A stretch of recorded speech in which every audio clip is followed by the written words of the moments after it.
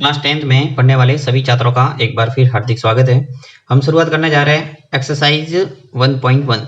इसके अंदर जो पहली एक्सरसाइज है उसके अंदर फर्स्ट क्वेश्चन से आपके यूक्लिड विभाजन एल्गोरिथम से एचसीएफ निकालना। ठीक है, तो बहुत ही सरल है और एग्जाम की दृष्टि से ये काफी इंपॉर्टेंट क्वेश्चन है, इसको अच्छे ढंग से समझना। इस पूरी एक्सरसाइज के अंदर यही क्वेश्चन है वो अच्छा है। तो इसको करने के लिए करना क्या है, आपको एक हिंदी का सूत्र है वो आपको याद रखना। देखिए क्या है, मैं आपको लिख के बता देता हूँ कि भाज्य बराबर होता क्या है। भाज्य बराबर होता है भाजक। भाज्य बराबर भाजक इंटू भागफल प्लस शेषफल। ये आपने छोटी कक्षाओं में अच्छे ढंग से इसको देखा होगा।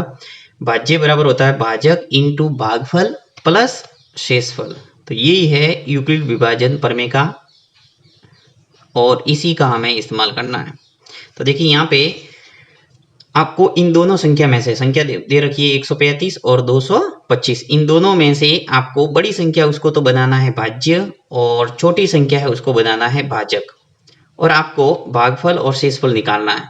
और ये तब तक कार्य करना है जब तक कि शेषफल है वो शून्य नहीं आ जाता। शेषफल शून्य आ जाएगा, उस स्टेप का जो भाजक होगा वो हमारा एचसीएफ होगा। तो हम चरण वाइज करते हैं, स्टेप वाइज मैं आपको बताता हूँ कि इसमें कौन कौन से चरण है। तो देखिए जैसे सबसे पहले हम यहाँ लिखेंगे कि यूक्लिड विभाजन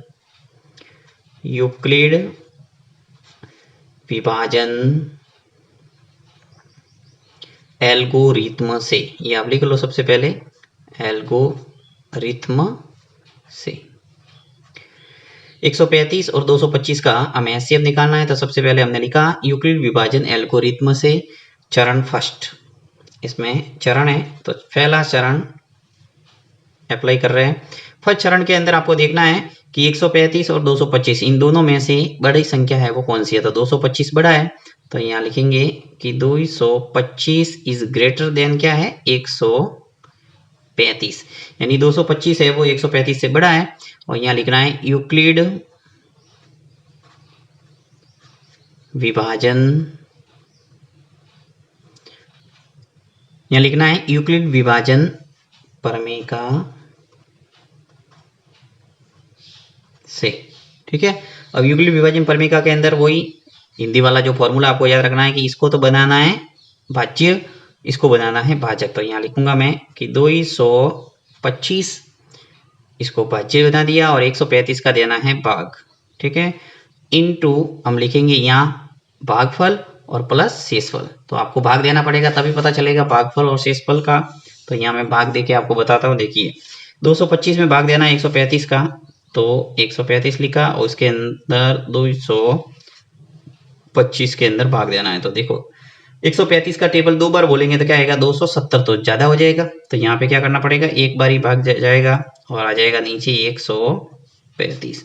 5 में से 5 गया 0, 12 में से 3 गया तो 9, फिर 1 में से 1 गया 0, यानी 90 है वो क्या रह गया शेषफल। तो भागफल आ गया 1 और शेषफल आ गया 90। तो यहाँ मैं लिख लेता हूँ।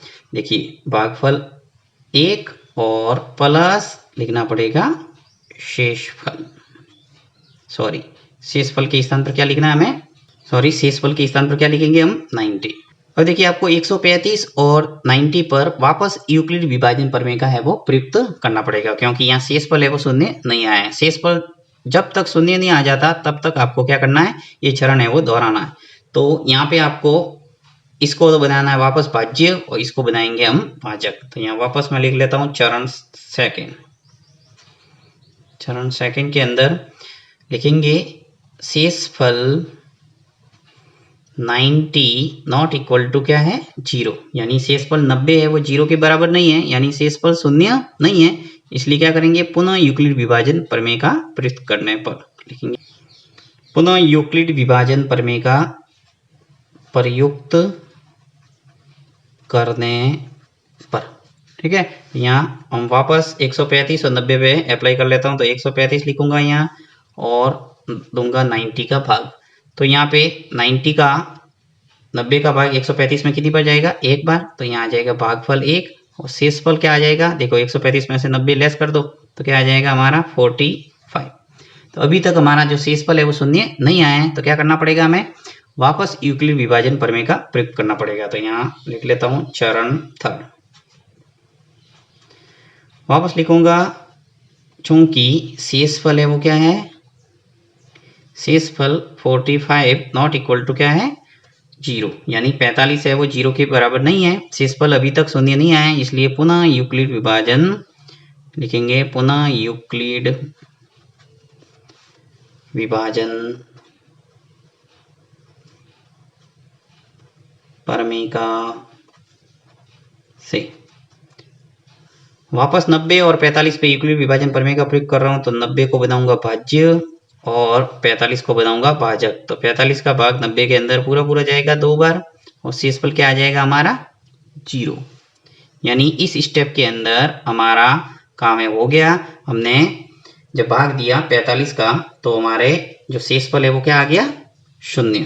यानी कि मैं यहाँ लिखूंगा, चूंकि इस चरण में शेषफल 0 है, अतः यहाँ लिखेंगे, अतः HCF है वो निकल के आ गया हमारा कितना 45। यानी जिस चरण के अंदर शेषफल है वो 0 हो जाता है, उसी चरण का जो भाजक होगा वो हो जाएगा HCF। तो ये आ गया इसका आंसर।